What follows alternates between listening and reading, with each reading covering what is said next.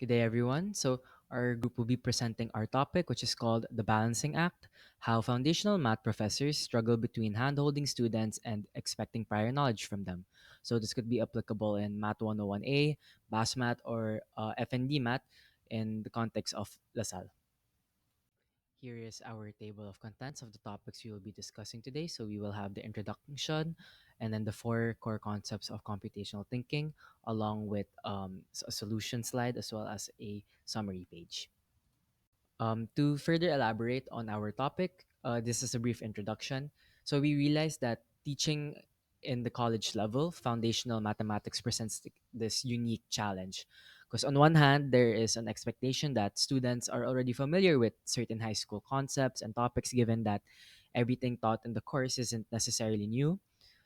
We've already covered them before previously if we attended a standard secondary education in the Philippines. But on the other hand, these courses also serve as students' first introduction to mathematics in a college setting, where the depth of understanding and rigor required can be marked very differently as to comparing it back then in high school.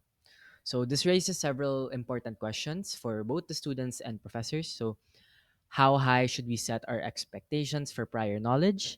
At what point do these expectations become unrealistic, potentially alienating students rather than empowering them?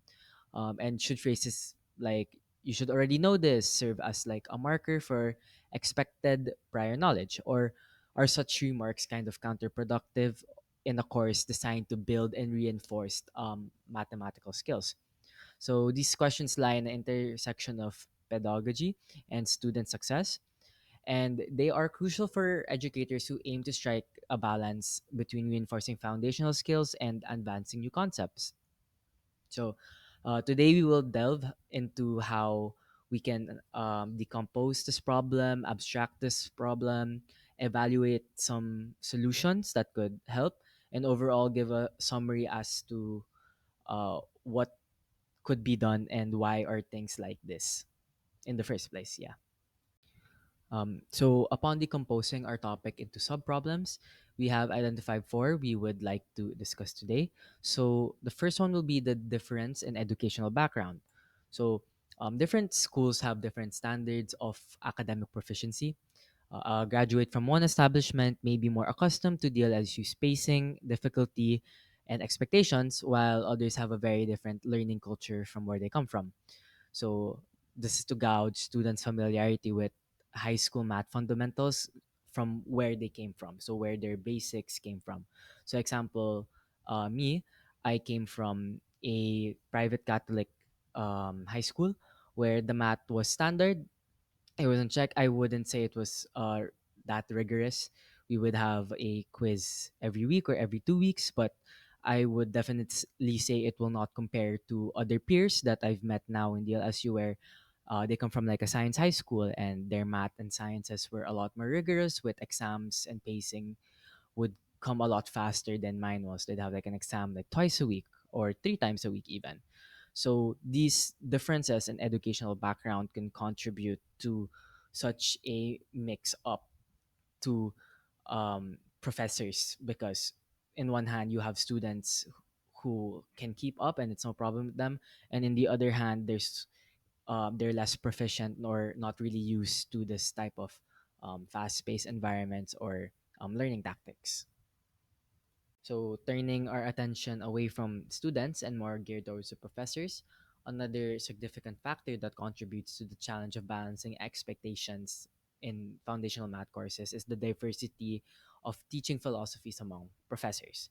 So, DLSU, like many large universities, has a mathematics department represented by a wide range of educators, each bringing their own approach to the classroom. So this diversity is a strength, yes, but it can also be a source of inconsistency, especially when it comes to setting expectations in foundational courses, because it can create this lack of consistency in what is considered baseline knowledge. So a student who excels in a supportive, review-heavy course might struggle in a more abstract, fast-paced class the following semester, and vice versa. The variability can be confusing for students who are often unsure of what is expected of them from one professor to the next. Second, the range of teaching philosophies means that some students may feel overchallenged while others feel understimulated. So, if the bar is set too high, students who are less confident in their foundational skills may quickly become discouraged. And conversely, if it's too much time spent on review, students who are ready to move forward may feel unchallenged and disengaged. Um, Next sub problem is we're going to be discussing how balancing support and challenge as a educator is difficult because another key challenge in teaching foundational math is balancing support with academic rigor.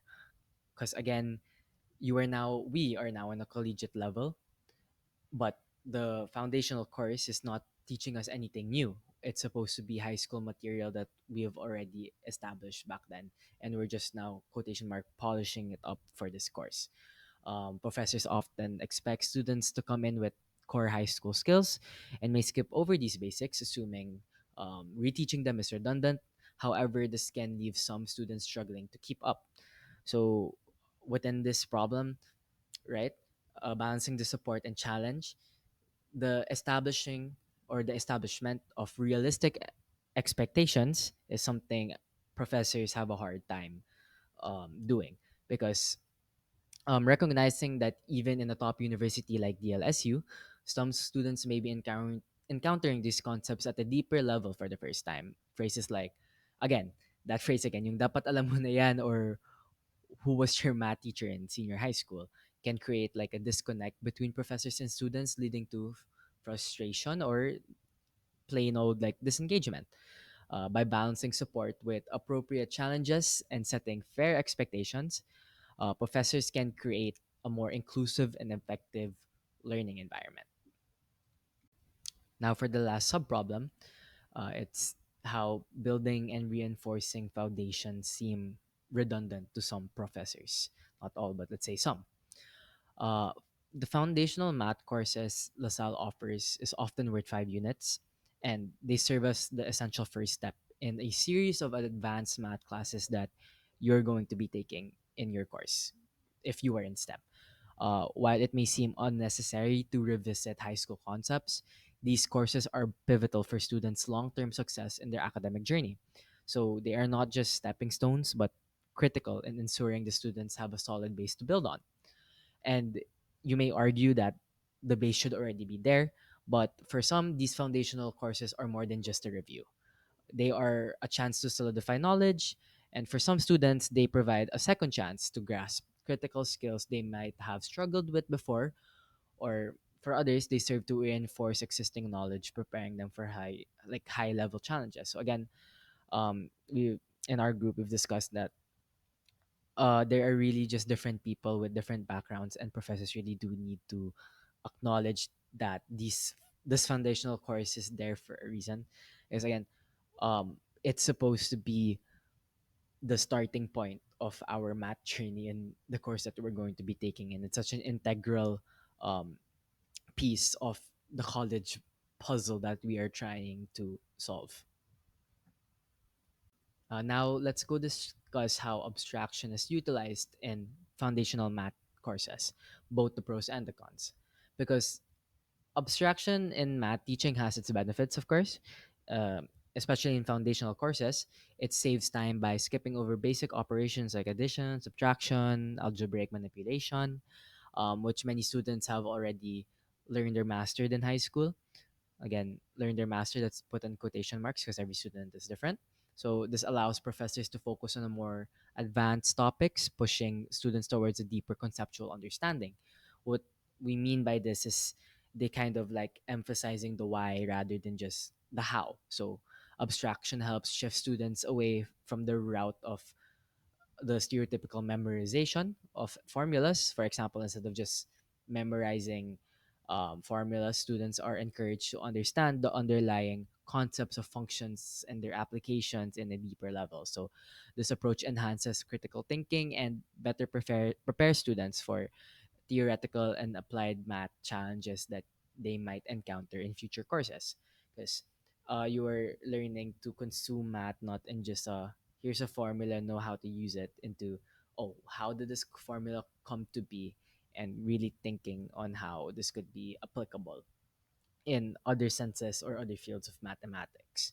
So abstraction is good at developing that kind of skill. Now talking about cons, however, abstraction can be a double-edged sword for students who have gaps in their foundational knowledge. Too much abstraction may leave them confused. So, without concrete examples, they might struggle to connect abstract ideas to what they already know, so leading to frustration and poor performance. So, if abstraction is introduced too early into the course, students might miss out on on fully grasping essential foundational concepts, or they might have forgotten it back in high school, and the prof didn't bother to reinforce it again during their stay in LaSalle. So this is particularly problematic in subjects like algebra, where understanding each step is crucial. Without a solid grounding in basics, they may face challenges when these abstract ideas are applied in more complex real world problems or in just harder math classes in the future. So the key then, I'd say, is balancing or leveraging the strengths of abstraction while ensuring all students have a firm grasp of fundamental concepts. Because, again, abstraction in these courses shouldn't be viewed as inherently bad or inherently good. They both have their pros and cons. It's just, again, in the key of how professors are going to utilize it. So, following a clear sequence of steps is essential when solving problems in mathematics. By breaking down into smaller, manageable parts, students can focus on one step at a time, which also reduces confusion and minimizes mistakes. This method not only helps students stay organized, but also allows them to apply these steps to various types of problems they might encounter. For example, when solving linear equations, there's a specific order of operations that must be followed to arrive at a correct solution. By practicing this method consistently, students develop stronger problem solving skills, which in return can boost their confidence in solving them. So they also understand that math is not just about finding the answer, but following a logical process to get there. One of the key benefits of a structured approach to problem solving is efficiency. By organizing tasks into a clear sequence, students can solve problems more quickly and efficiently.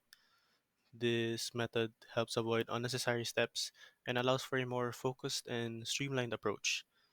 In addition, it encourages flexible thinking. When students learn to break problems down systematically, they can adapt these strategies to solve a variety of different problems. This ability to shift methods and apply them to new situations is essential for tackling more complex topics as they continue their studies.